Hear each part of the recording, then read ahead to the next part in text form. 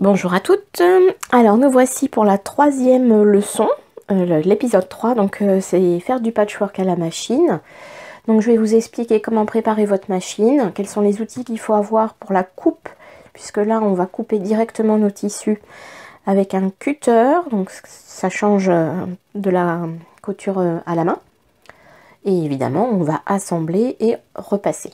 Voilà, donc ça ce sont nos étapes de la vidéo. Donc tout d'abord, je vous rappelle que sur le blog, vous avez la fiche. Là, je vous l'ai mis, je l'ai imprimé en centimètres. Donc on va réaliser ce petit bloc qui s'appelait le bloc mosaïque avec les tailles à couper. Et je vais vous montrer comment ça se passe. Donc au démarrage, il vous faut évidemment une machine à coudre. Donc la première étape, c'est de vérifier quelle est votre marge de couture sur votre machine et quelle est la longueur de votre point. Donc là, j'ai fait la mesure standard sur les machines à coudre. On dit que la longueur de point est de 2,5. Ça veut dire qu'en fait, ici, la longueur de votre point est 2,5 mm. En patchwork, on fait souvent un petit peu plus petit, surtout si on doit recouper nos morceaux assemblés. Donc là, il faut que notre assemblage tienne bien. Et dans ces cas-là, on va diminuer un petit peu la longueur du point. Donc, pour vérifier quelle est la largeur de votre pied de biche, vous allez, soit vous le connaissez, en général il n'y en a pas 36, hein. La mienne par exemple c'est une grosse bête, donc elle a 0,9 cm. Vous pouvez prendre une feuille de papier, aligner le bord du papier avec le bord de votre pied de biche, et du coup vous allez pouvoir voir ce que, en piquant votre aiguille sans le fil évidemment, vous verrez, vous pourrez mesurer. Donc là, ça fait 0,7 cm. C'est sur une Husqvarna que j'avais avant. Vous verrez, je suis assez collectionneuse, hein. Et du coup, la marge de couture, en général, en patch machine et quand on travaille en centimètres, c'est 1,5 cm arrondi pour les deux bords. Mais moi, je travaille beaucoup en mesure anglaise et donc nous, on travaille souvent avec 1/4 d'inch. Et donc, ça fait un demi-inch à rajouter sur la pièce finale. Alors, si votre machine n'a pas 0,7 cm, je vous montre un petit peu comment on peut faire. Alors, pour vous montrer qu'on peut faire du patch avec n'importe quelle machine, j'ai vraiment ressorti une ancienne. C'est une Singer, on appelle une poids-plume Featherweight des années 60. Vous reprenez un papier, vous posez bien votre papier sous votre pied de biche. Et là, vous allez voir que j'ai un pied de biche très étroit à droite. Je vais avancer un petit peu le téléphone. Vous voyez? Et là, en fait, il a un pied très très étroit. Donc, je n'ai pas ma marge. Donc, vous allez tracer la marge dont vous avez besoin sur votre papier.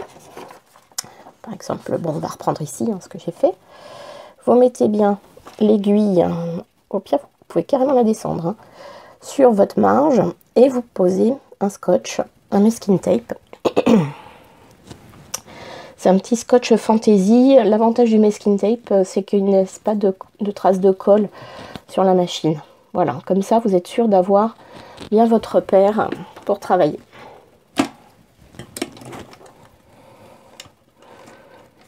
Et voilà. Donc la machine est prête, ou presque.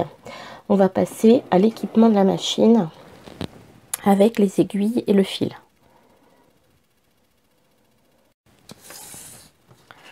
Alors, sur votre machine, vous allez l'équiper d'une aiguille, évidemment correcte.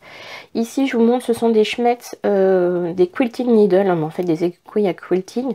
L'intérêt, c'est que, bon, c'est une bonne marque, hein, vous pouvez prendre des bons aussi, il n'y a pas de souci.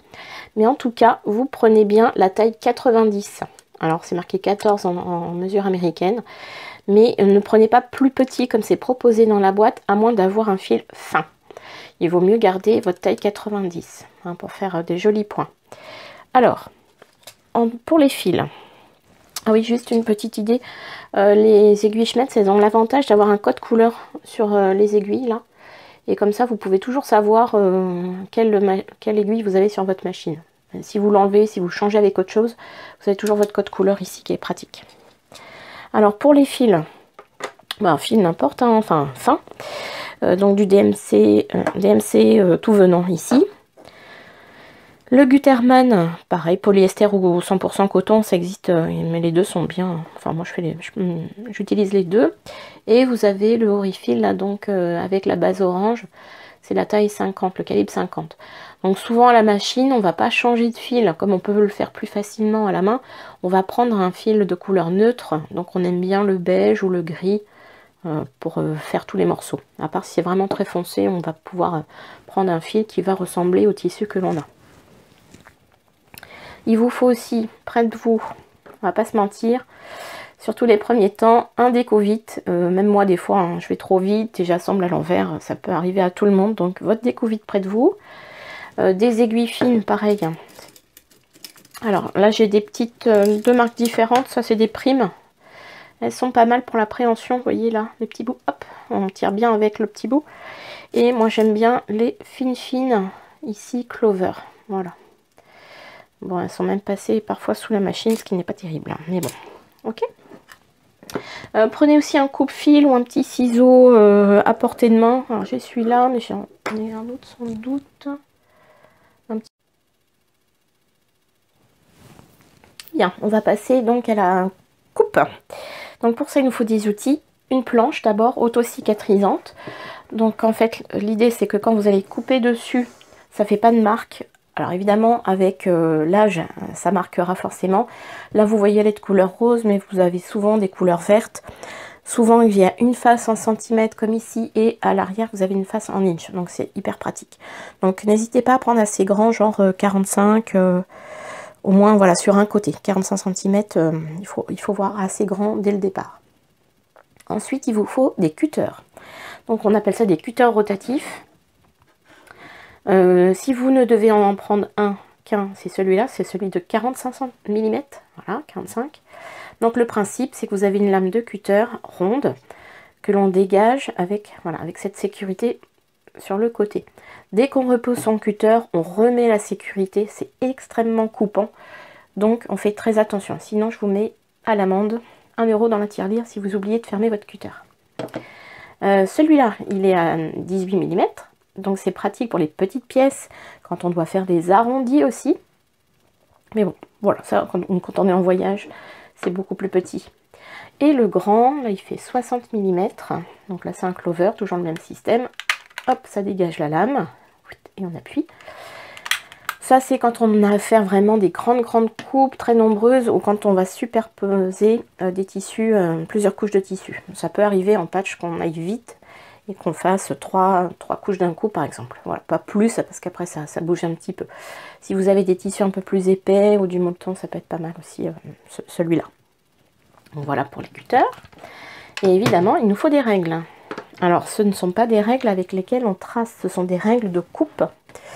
Donc, je vous en montre plusieurs aussi. Hop.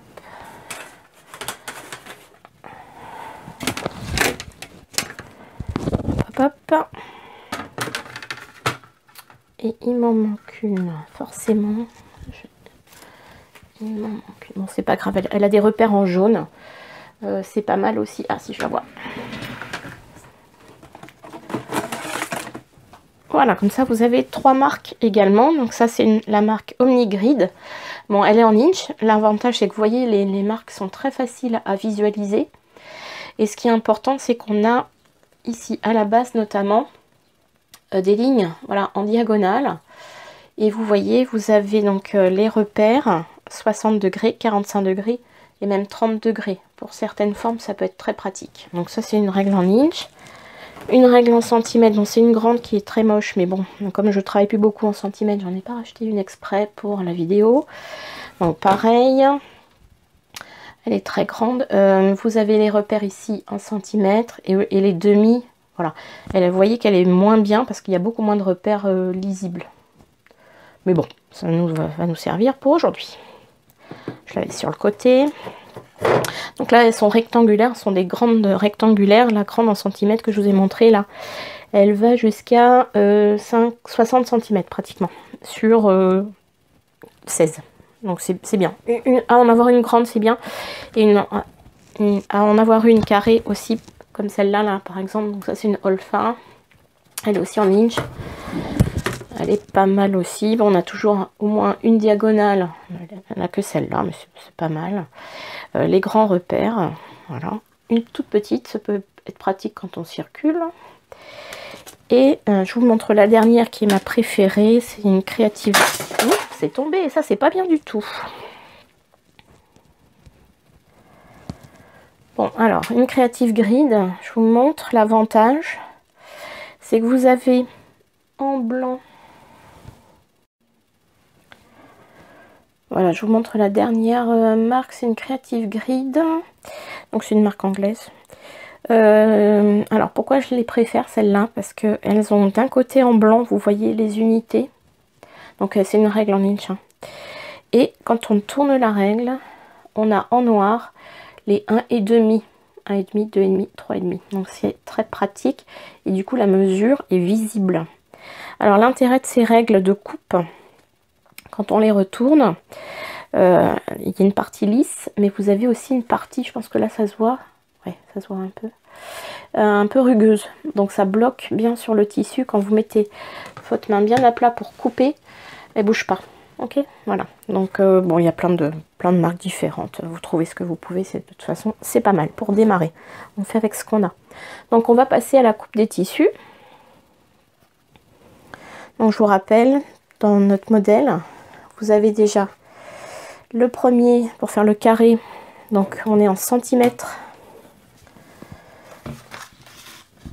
Je vous rappelle, on doit faire un premier carré qui doit être de 6 cm et demi, puisque notre carré fini, c'est-à-dire cousu, fera 5 cm. On rajoute 1,5 de marge de couture et on est bon.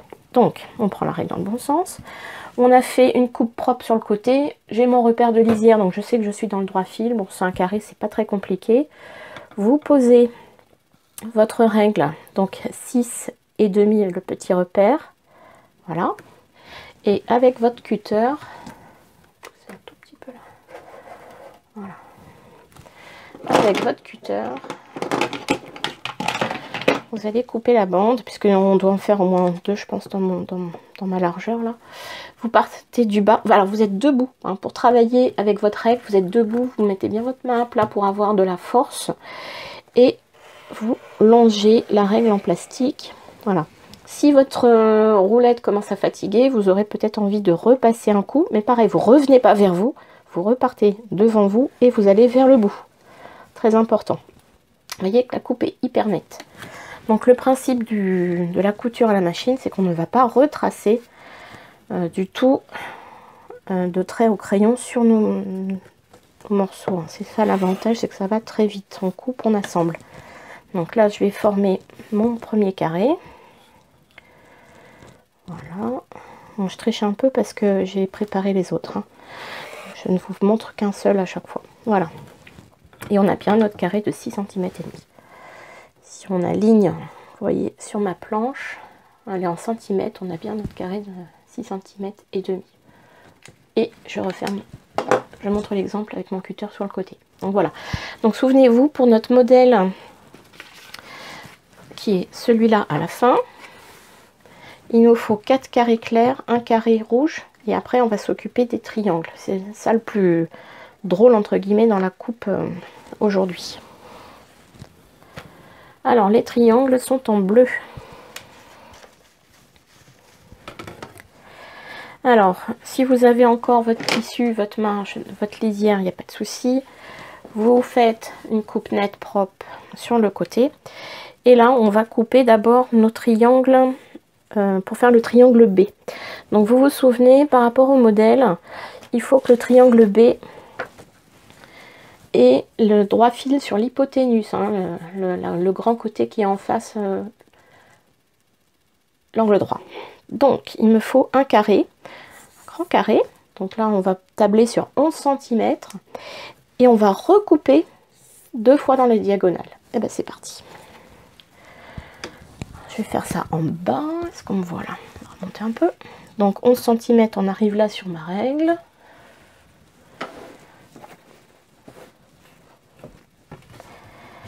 « 11 cm d'un côté, 11 cm de l'autre. » Vous voyez, c'est un grand carré parce qu'on va recouper après. Et par ce système-là, donc vous voyez, c'est une vieille règle qui est déjà tombée, hélas, plus très jolie dans l'angle. Voilà, donc on a notre carré de 11 cm. J'enlève, hop. Et là, il faut recouper. Enfin, si ça vous dérange pas, je vais prendre une plus petite règle. L'autre en centimètres, elle est très très grande. Donc ici, hop. Et on se remet de l'autre côté. Alors il faut savoir aussi, si vous voulez investir, qu'il y a même des planches qui tournent, ce qui est extrêmement pratique pour ce type d'exercice. Voilà, hop, et donc si on écarte, on a bien nos 4 triangles B en une seule fois. Génial, hein? Et on a bien le droit fil sur l'hypoténuse. Donc voilà, ça c'est notre triangle B. On va passer au triangle A. On coupe toujours les plus grands morceaux d'abord. Les bandes même d'abord en général, et après les carrés. Et on recoupe souvent. Alors le triangle A, il est là. Il est plus petit. Et lui par contre, il nous faut le droit fil sur l'angle droit. Donc on va pas utiliser la même technique. On va prendre un carré, donc forcément plus petit, qu'on va recouper une seule fois. Et il nous faudra 2 carrés comme ça. Et là, il nous faut un carré de 6,5. Alors, je repère bien mon 6,5 une fois, mon 6,5 deux fois. Alors là, vous allez voir, c'est pas pratique. Vous allez voir pourquoi j'aime pas cette règle. Parce que là, du coup, le et demi n'est pas marqué pour le 6,5. Donc, on va faire ça à la louche, à l'œil. À peu près, ça va le faire. Hop. Et hop. Voilà. Et là, pareil. On coupe ici une fois. Et ça va faire nos triangles. Ah, pas super bien. Voilà, une fois. Donc il faut 2 carrés que vous recoupez en diagonale en 2. Donc là, on a tous nos morceaux. On va passer à la couture, à la machine. Alors, du coup, si on pose toutes nos pièces comme ça, je vous explique déjà comment on va assembler. Pour l'instant, on ne tient pas compte des petits triangles de côté. On va coudre en ligne. Donc, nous avons 3 lignes. Et déjà, je vous montre un petit peu pour le repassage. Donc, on va assembler le triangle avec le carré. Et on va repousser nos marges de couture, voilà, vers la droite. La deuxième ligne vers la gauche et la troisième ligne vers la droite. Et je vous montrerai sur un autre bloc avec l'écartement des marges de couture sur les côtés vers les couleurs foncées, donc vers les bleus ou vers le rouge. Ok, voilà, donc là on va passer à la couture. Bien, alors nous sommes prêts. Donc sur ma machine, j'ai installé un petit bout pour démarrer, puisque là on va travailler à la chaîne, c'est-à-dire qu'on ne va pas couper notre fil entre les différents morceaux. Donc là j'ai mes 3 rangs déjà préparés. J'ai épinglé juste, parce que c'est vraiment pas grand là comme morceau, vers le bas. Évidemment, quand on a des grands morceaux ou des bandes à assembler, on mettra beaucoup plus d'épingles. Donc j'ai bien mis ma marge d'1/4 d'inch. Hop, voilà.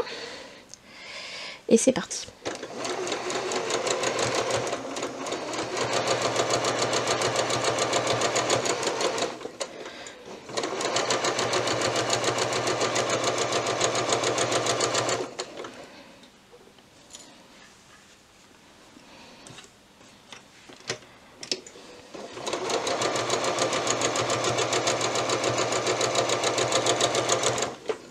Donc ça nous fait déjà nos 3 premiers morceaux. On va récupérer le début et comme ça on n'a pas à couper notre fil entre les morceaux. On gagne beaucoup de temps. Donc vous repérez le morceau que c'est, là, hop, ici. Et donc on va rajouter encore un triangle B, donc un grand, il est là. Voilà, ici pareil, on remet une épingle dans le bas. Là, c'est un carré qu'il nous faut. Donc pour l'instant, il n'y a pas de repassage parce que rien ne se croise. Mais après, il faudra y penser. Et là, je vais préparer carrément l'autre morceau.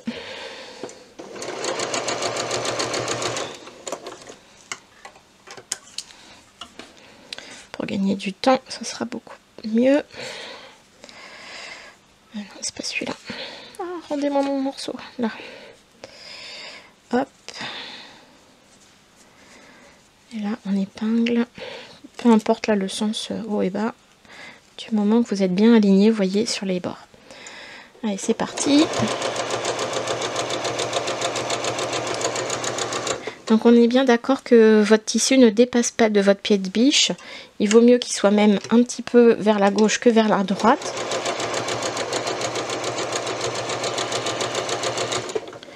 Sinon votre marge de couture serait trop large et à la fin votre bloc n'aurait pas la bonne taille.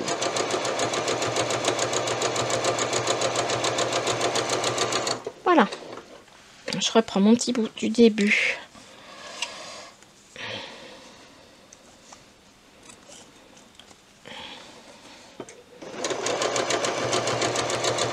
Donc j'ai une première ligne ici,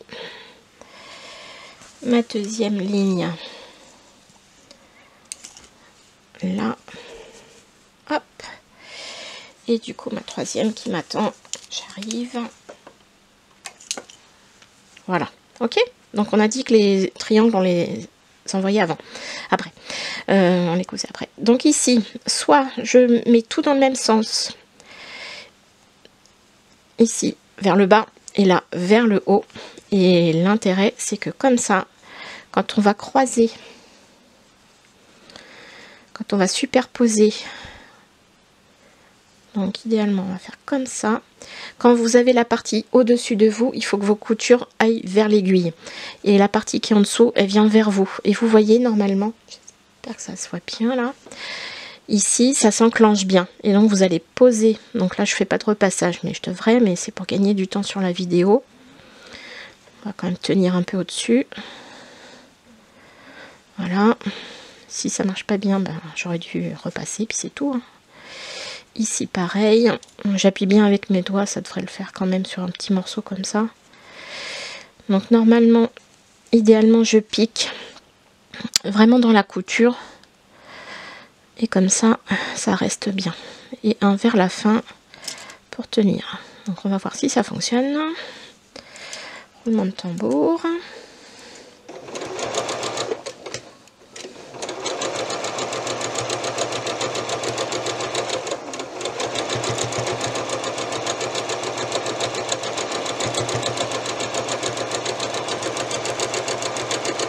Voilà. Voilà, j'ai coupé directement. J'ai une machine qui a un coupe-fil, j'avoue que c'est pratique. Sinon, vous mettez votre petit morceau. Donc, on a bien dans un sens une couture, la couture dans l'autre sens, et on ouvre, et c'est tout bon. Vous voyez les intersections, je pense qu'on les voit comme ça, avec la lumière de la machine. Elles sont bien. Donc on va faire pareil jusqu'au bout. Et là je vous montre comment faire, comment rajouter le petit triangle au bout. Donc logiquement vous avez penché comme il fallait vos coutures. Bon là je fais juste avec l'ongle, ça ira bien. Et là vous me dites, le problème c'est qu'il faut mettre cette pièce sur ce carré. Donc petite astuce, vous allez plier votre petit triangle. Hop. Et vous marquez le milieu comme ça. Vous voyez, il y a un creux qui apparaît bien. Vous faites pareil avec votre carré. Vous mettez bien la couture et vous appuyez bien ici au milieu, ce qui forme encore un petit creux. Vous superposez bien vos deux petits plis. Vous épinglez.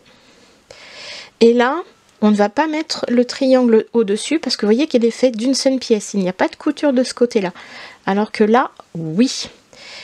Et on est bon parce que nos marges de couture redescendent vers le bas dans le sens de la couture. Donc il n'y aura pas de problème.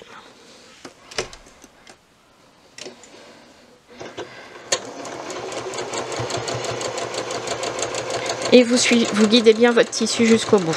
Voilà. Normalement, preuve que votre marge de couture est bonne. Vous voyez, là, on arrive bien à l'angle dans le creux. Dans le creux ici. Ok. Donc on ouvre et c'est bon. Bien, donc nous voilà à la fin. J'ai fini de coudre mon bloc, je l'ai repassé. Donc on va analyser un petit peu les coutures. Voilà. Donc on a bien la couture centrale ici. Non, hop, voilà. On l'a cousu dans ce sens-là. Donc là, mes coutures vont vers la droite. Ici, mes coutures vont vers la gauche. Et là, elles vont de nouveau vers la droite. À part mes 4 petites coutures d'angle qui vont toutes vers l'extérieur, j'ai suivi dans un sens, dans un autre, dans un sens. Ok, voilà. Donc ça, c'est une première forme de repassage qui est le plus utilisé en patch machine.